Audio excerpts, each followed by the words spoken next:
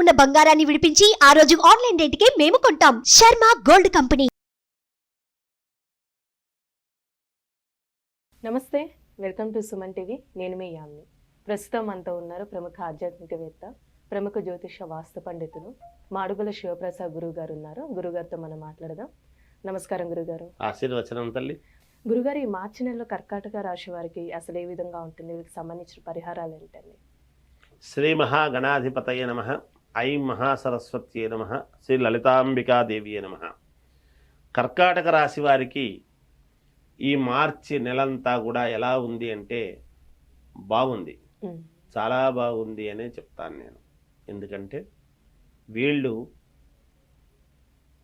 ఏది అనుకున్నా మానసికంగా ఇది అవుతుందో కాదో, ఎలా జరుగుతుందో ఏమో అనేటువంటి ఆందోళన, అనుమానము అనేటువంటివి రెండు పక్కకు పెట్టి ఖచ్చితముగా నేను సాధించగలను, నేను చేసుకోగలను, మేలు జరుగుతుంది, ఖచ్చితంగా నేను అడుగులు వేసేటువంటి నా ప్రయత్నం సఫలీకృతమవుతుంది, నేను విజయము వైపే నడుస్తున్నాను అని దృఢ సంకల్పముతో మానసికమైనటువంటి బలముతో ఎప్పుడైతే మొదలు పెడతాడో 100% విజయం అనేటువంటిది జరుగుతుంది గాక. వీళ్ళకు మానసికంగా అవుతుందో కాదో అని అనుమానముతో చేసేటువంటి ఏ పని అయినా అడ్డంకులు సృష్టిస్తుంది.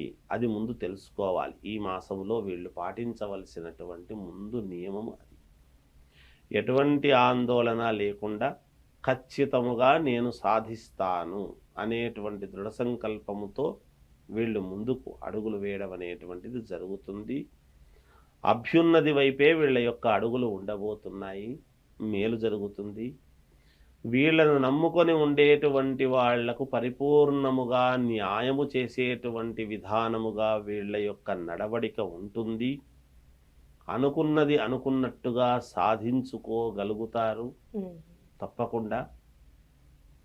కొన్ని 2-3 చోట్ల కొన్ని విషయాలలో అడ్డంకులు అనేటువంటివి వస్తాయి.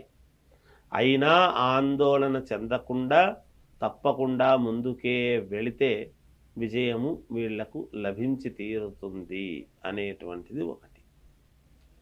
యథావిధిగా రావాల్సినటువంటి డబ్బు వీళ్లకు వస్తూనే ఉంటుంది. ఎక్కడ ఇబ్బందులు అనేటువంటివి ఎంత మాత్రమూ లేదు. సాయంకాలము 6 తర్వాత 6-6:30 తర్వాత చంద్రోదయ వేళలలో వీళ్ళు గనక కీలకమైనటువంటి నిర్ణయాలు తీసుకుంటే ఎక్కువ శాతము సఫలీకృతులు అవుతారు అనేటువంటిది తెలియజేస్తున్నాను. ఇక ఉగాది పండుగ తర్వాత నుంచి చాలా మహాద్భుతముగా వీళ్లకు ఉండబోతున్నది.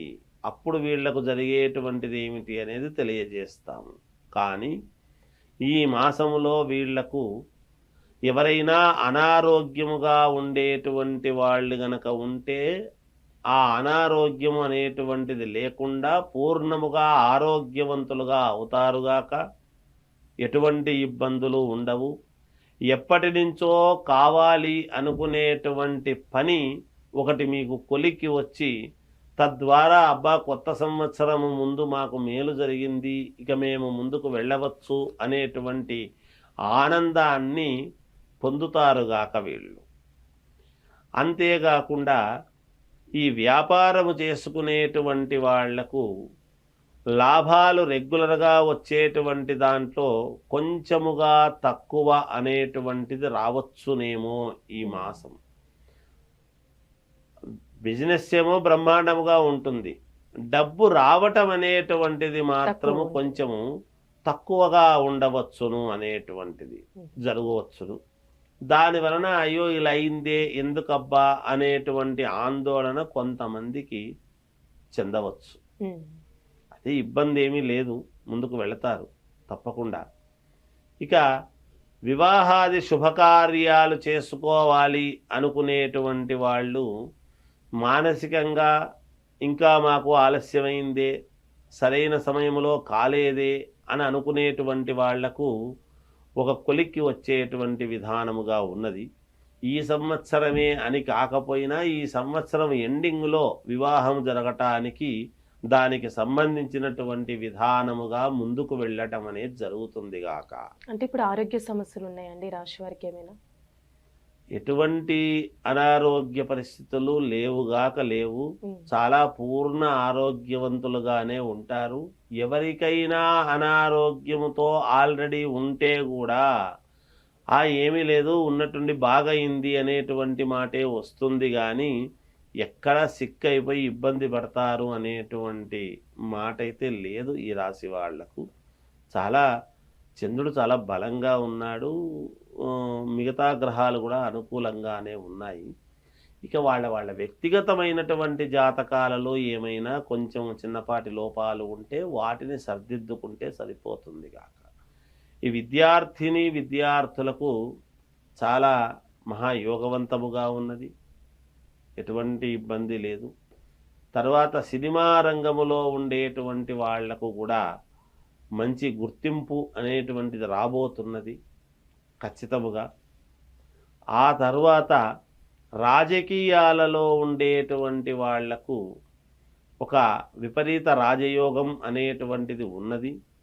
ఖచ్చితముగా వీళ్ళ మనస్సుకు తగ్గట్టు, వీళ్ళ భావాలకు తగ్గట్టు, వీళ్ళదు అనుకున్నది అనుకున్నట్టు కార్యసాధన అనేటువంటిది వీళ్ళు సాధించి దాంట్లో విజయము పొందుతారు అనేటువంటిదే ఉన్నది గాక.